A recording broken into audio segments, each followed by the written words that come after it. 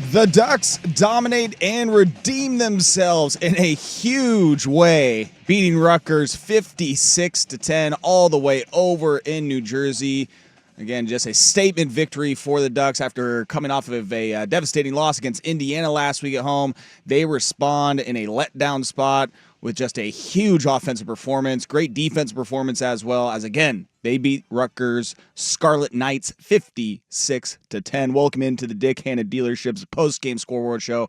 I am Joe Fisher. Across the glass with me, Jordan Schultz, as always. What up? And we've seen it with teams time and time again after they lose a big game, a heart-wrenching loss, that how are they going to respond? Are they going to let that game beat them twice?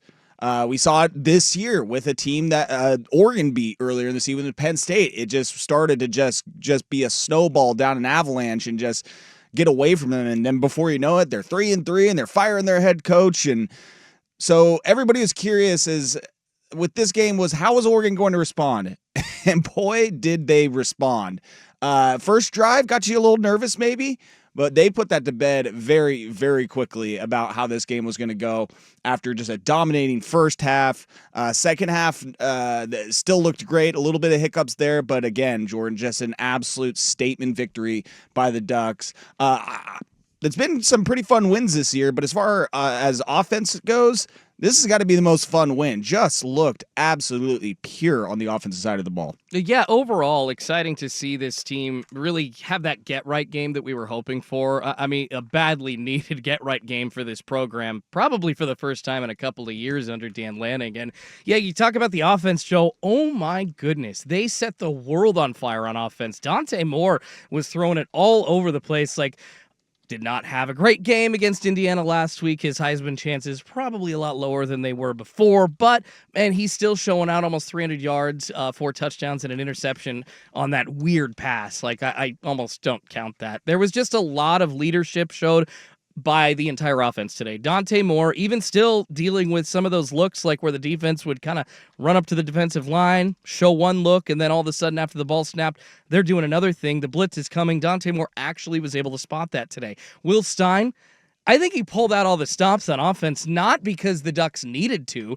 Pulling the flea flicker, Dante Moore has the talent to show the rest of the country this is what we can do, and I think Will Stein used that to his ability today. Just a lot of trickery on Oregon's end on the offense, and as you said, Joe, over 750 total yards. Once again, 400-plus yards on the rushing side of things. They used that establishment of the run early in the game to let Dante Moore take it through the air. Kenyon Sadiq, a couple of touchdowns. Whittington, who'd already run for 2, caught one as well. My God, DeCorian Moore on that catch. What was that, a post 45-degree route that he basically ran back out? Corner post. Yeah, it was a crazy play, man. I did not think Dante Moore was going to be able to make that completion. So, yeah, the opposite of what we saw against Indiana last week. Happy to see Oregon just fighting for it, getting right, going to the doctor like Dan Lanning says this week, and looking like we expect them to look. This is, I know they aren't playing a great defense, but damn, this is something special. You don't see offenses go for 750-plus yards very often, Joe, no matter the opponent. Yeah, and just for context as far as where this offensive performance sits in the record books for Oregon, this was their 4th most yards in a game in program history. Ooh. And the 5th most rushing yards in a single game. Both of those, the most yards in nearly a decade for this Oregon Ducks team. Wow. So it's an offensive performance that we haven't seen in quite some time from this Oregon. That's back to the Helfrich years, bro. I think the total yards is the most since 2016, and the rushing yards is the most since 2015. Wow. Different games in each of those, but just goes to show, the absolute offensive onslaught that they had today. And someone texted into the program already, and you can share your thoughts about this game, 503-864-6326. You can also jump on our YouTube channel, youtube.com/@1051 The Fan. But someone chiming in saying 750 yards and 3 turnovers too. This offense was insane today. great point. I mean, there was the early fumble, third play into the game. Dante Moore, that interception in the third quarter there, and then DeCorian Moore with the muffed punt late in the game. So obviously things that you want to see cleaned up and that better teams will take advantage of. But I mean, goes to show that they had 3 possessions essentially taken away from them, where they could have racked up a few more yards. Really, this could have been almost an 800-yard game. No kidding. I mean, I don't want to sell that short because, yeah, Joe, that first series, it did, compared to last week against Indiana when Dante Moore took a freaking sack on play 1. Yeah, you kind of thought, oh, no, Oregon's out, like, down 3-0 already, not even a series into the game. Their backs against the wall again. Like, Rutgers, are we kidding?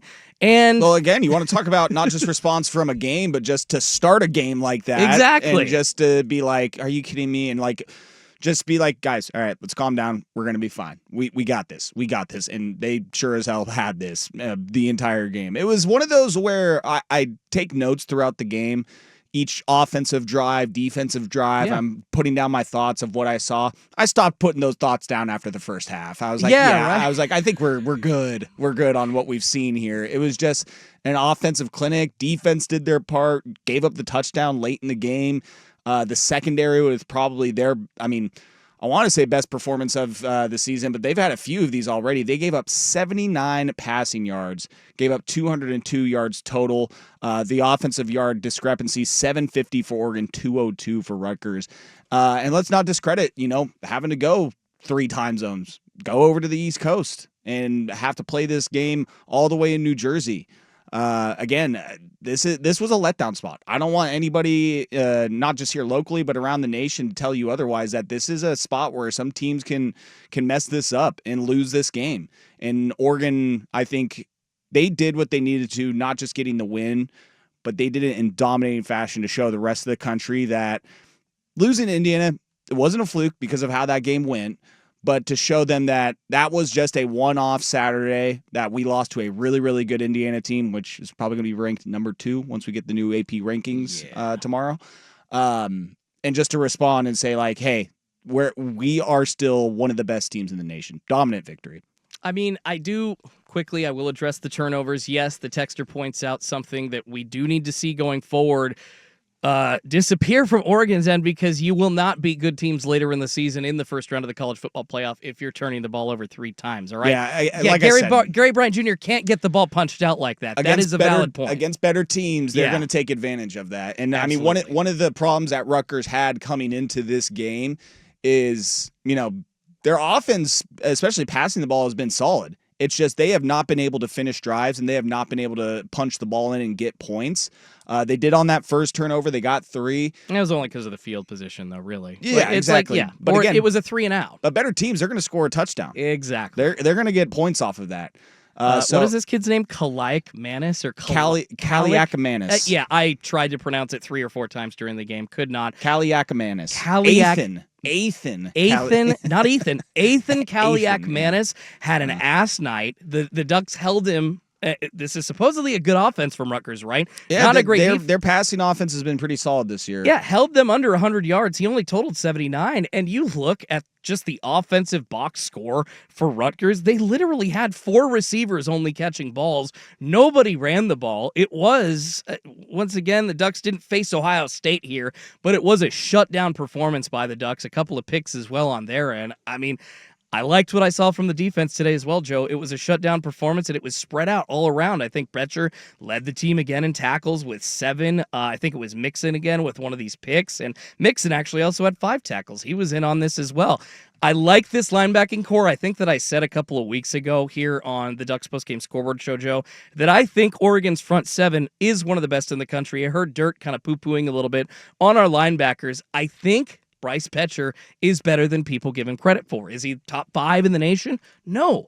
But with him, with Uiagalelei, with Mixon and Bear Alexander on the line as well, I mean, they literally have Amari Johnson. They have 9 guys that can play in and out of those defensive end spots or the edge rushing spots and the linebacking spots. I think we saw them flying around tonight, and if they continue to play like they did, it's a precursor to what we will see later on in the season. I was impressed with the defense.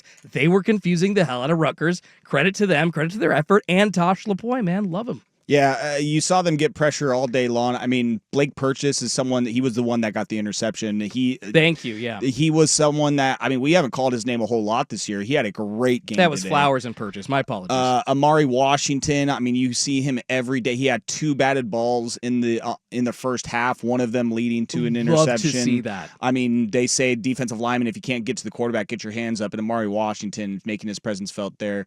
Yeah, it's just a dominating performance all 4 quarters, all phases of the game.